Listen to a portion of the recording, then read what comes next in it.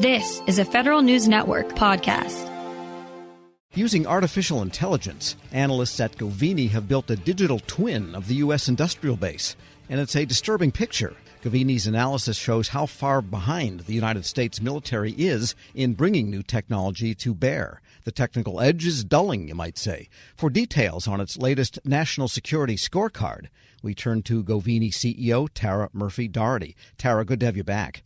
Thanks, Tom. Great to be here.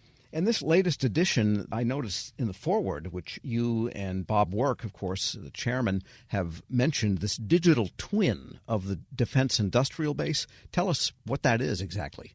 So if we just start with the concept of a digital twin, I'm sure many of your readers are familiar with this in various capacities, but I would just describe it as a virtual representation of a physical object of some kind. And what we've done in creating a digital twin of the U.S. defense industrial base is map all of the companies, the capabilities, and the capital that flows among them that underpin national security. That's actually a global picture, not just an American one, but it's the best representation from a data-driven perspective of all of those facets of the industrial base, which, as you mentioned in your opening, are absolutely critical to U.S. military competition with China. And the military, it's safe to say, knows that it needs to get new technology over the Valley of Death and so on into operational capability for warfighters. And golly, the events of the last few weeks seem to really drive this point home, the importance of it. But what does the digital twin cry out to us? What is it saying? It's saying that acquisition process that you just described, which is how the Department of Defense gets military capabilities to the warfighter eventually, is too slow, it's overly complex, and its burdensome nature is preventing the United States from getting the best capabilities out into the field. I actually think you put it perfectly. The technological edge of the United States is dulling. And what the scorecard highlights out of the digital twin of the industrial base are a range of problem areas that are essentially creating that dulling effect. One would be a gap between strategy and spending. Another would be the fact that our supply chains are replete with Chinese entities, including prohibited ones. And then certainly there's an aspect as well of reduced or unavailable capacity within the industrial base from a production and manufacturing perspective, something that absolutely ties into how we support our allies abroad. And the gap in technologies is not just things like artificial intelligence, which is software, but we have hardware gaps, and those derive from a technological base, like where we need to be, say, in hypersonics, for example, where you throw a thing really, really fast. But also in that capacity area, I think of the 155 millimeter howitzer shell, which are consumed by sometimes tens of thousands a week in ground combat operations, which are going on in two really bad places right now in the world. So is it safe to say this gap spans basic hardware things as well as some of these cutting-edge so-called technologies like AI?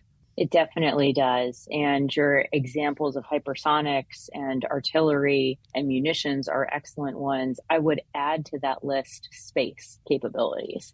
And space is a really interesting area highlighted in this year's scorecard because there's such a worrisome trend in this regard that the data really highlights. And one would think, given all of our focus on space technologies at the national level and the national security level, that this is something that is a major area of investment. Yet, what we saw over the past 5 years, so if you look at DoD-wide spending from 2018 through 2022, investment in space technologies actually decreased. And simultaneously, we see China demonstrating, launching space capabilities that a decade ago only the United States had. So you have to assume the two are correlated, and it's a great example of where data can really highlight what's actually happening, not just what we perceive to be happening because of a certain area of focus or topic of discussion. And why is this spending off in these areas? Is it because DOD is unaware and hasn't made the case to Congress? Or have they made the case to Congress and Congress doesn't believe them? Because there's always a lot of interplay that goes down the, let's say, the intellectual supply chain between appropriations and requirements. Absolutely. And boy, isn't this the year to see that play out? I think there are a lot of factors at play here. One is the just push and pull of changing priorities. And some of that is driven by events that are happening around the world. One would never have projected a few years ago that we would be spending what we are spending today on munitions and trying to restart production lines of capabilities that the United States hasn't used in decades. But here we are.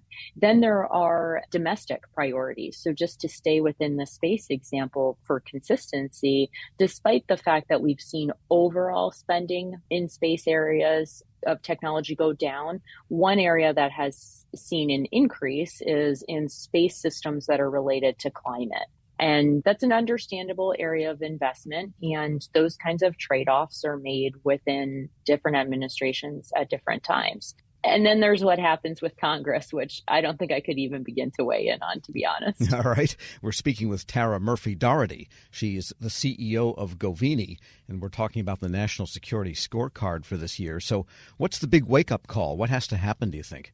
A variety of things have to happen, and I'd put a few at the top of the list. The first and foremost is that in addition to all of the policy debate, the statutory debates with Congress, the reforms recommended by a seemingly endless number of commissions, one of the major aspects of acquisition that needs to be fixed is just process improvement.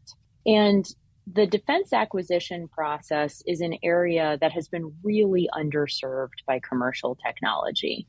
Govini's flagship product, the ARC, aims to bring premium data, high fidelity commercial data in the form of this digital twin of the industrial base, in addition to modern software in order to help execute the process. That alone will have tremendous impact in modernizing our force. And then the second thing I would highlight is once those systems are fielded, or frankly, along the way of getting those systems fielded, we have to pay attention to the presence of prohibited suppliers in those supply chains and in those platforms and weapon systems. Whether you're talking microelectronics, you're talking AI, or you're talking hardware elements, that is still an area that, despite being a major priority of DoD for the past several years, there remains a lot of work to be done. Right. So there is a major acquisition reform commission. They did an interim report a couple of months back, and they said they're going to try to speed up processes and improve these processes. But often these commissions come up with long recommendations, and a few of them get adopted, but otherwise they become shelfware. So it seems like it's up to the people that are doing the planning within DoD to move on these things in every possible way they can that does not require statutory change. Exactly, Tom. And I think that while it's perfectly reasonable that we'll have experts in this field and officials in the executive branch and members of Congress continue to grapple with what changes need to be made to the process, the reality is the process might be slow, but it does work. Eventually, we not only do get capabilities into the hands of the warfighter, but the United States has the strongest, most able military in the entire world. Now, we've talked about that technological edge dulling and changes that need to happen to make sure that we maintain that position as the world's strongest military. But I would argue we haven't lost that position yet. So if we have a process that works, in setting aside the changes that need to be made to it, why don't we just focus on ensuring that it is operationally relevant from a timing perspective and faster and more modern today? And I think that's how the private sector thinks about process improvement. I would call upon the Department of Defense to think similarly. And just a final question. This report is about new technologies from bio to space to artificial intelligence, all those things we've been talking about. But there's also sustainability, maintenance, logistics. You look at the F-22 program, the most capable fighter perhaps ever built. But there's dwindling numbers of them, and they're getting rusty, and the Air Force can't afford to maintain them at all top operating conditions. So half of them are in mothballs at a given time or being cannibalized. So the long tail that I would lump under